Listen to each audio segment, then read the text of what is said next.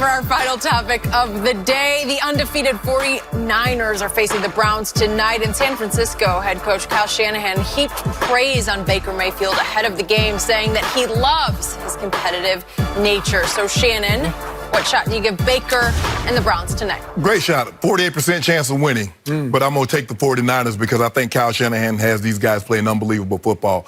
I'm looking forward to the matchup, Richard Sherman on Odell Beckham.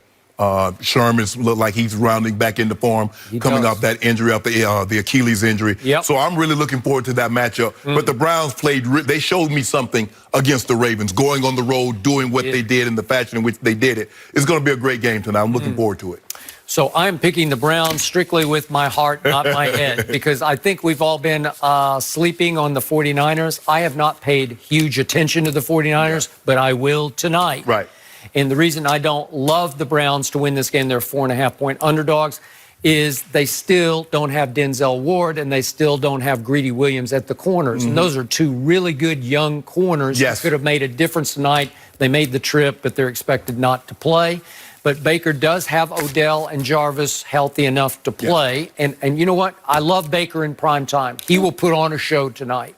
They need to go back to what they had success with in Baltimore. Skip, Nick Chubb needs to be featured heavily, especially when you go on the road, and crowd noise will be a factor. Let Chubb establish this thing. Now you can play action because Baker had that big day. They were able to play action. Chubb was able to run the ball. They rang up over 500 yards of offense. I got an idea some points are going to get scored tonight.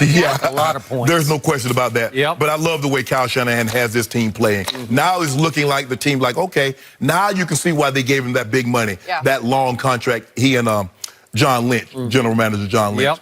Here we go. I got Baker. I hadn't been watching them. I got Jimmy G. We will all be watching them tonight. That is it for us. We'll be back tomorrow morning at 9:30 Eastern. Right now, Colin tells you why Dak, well, Washington fired head coach Jay Gruden early this morning following another blowout loss, this one to the Patriots. In his sixth season with the team, Gruden had only one playoff appearance and a record of 35-49-1. Over the weekend, videos also emerged of Gruden smoking and talking to a younger woman on a sidewalk. According to Pro Football Talk, these videos are at least a year old, just to keep that in perspective. So, Shannon, what do you make of this? I'm seeing a reoccurring theme, Skip. I don't know about you. Something happened very similar to, I think, the general manager, Scott McLuhan. It was some stuff got out that, you know, he had a problem with the bottle. Now, all of a sudden, now this is being reported, this is a year and a half old. It's seemingly all of a sudden, it surfaces now. And you're suggesting? I ain't suggesting anything, because I don't really think you needed a reason. You don't need this video. I mean, the dude is 14 games under 500. I mean, what? He lost to the Patriots, so you're going to fire him after losing to the Patriots. Really, Skip? You could have fired him a year ago, and nobody would have batted an eye. 2 years ago, no one would have batted an eye. Now, after the video supposedly surfaces, this was the final straw.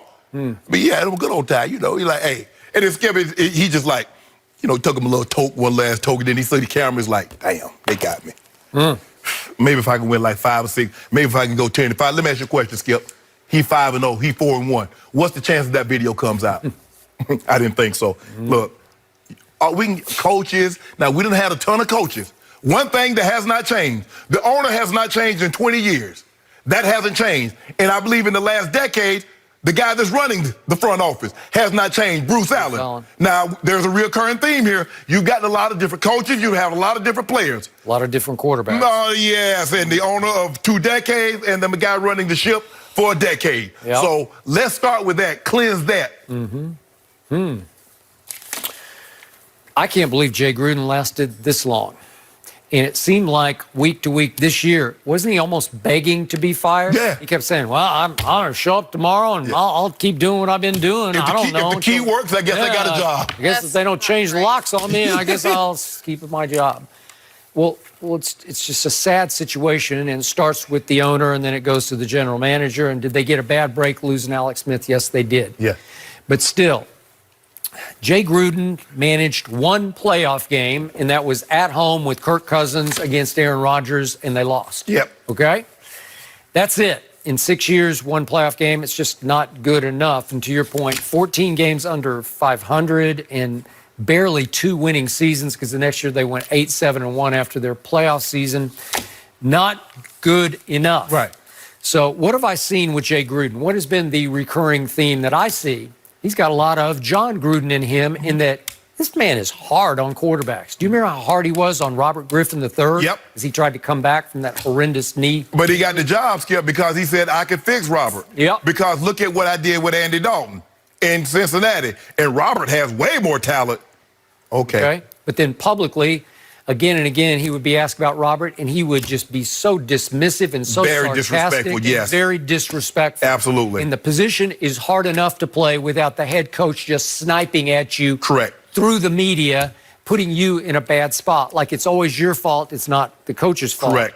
And then Kirk Cousins. Did Jay ever buy into Kirk Cousins? They never bought into And that goes, I fought Daniel Snyder, I fought Bruce Allen, I fought Jay Gruden, because Skip, what you're doing, you're betting against yourself with Kirk Cousins because you wouldn't give him a long-term extension. You're basically going year to year.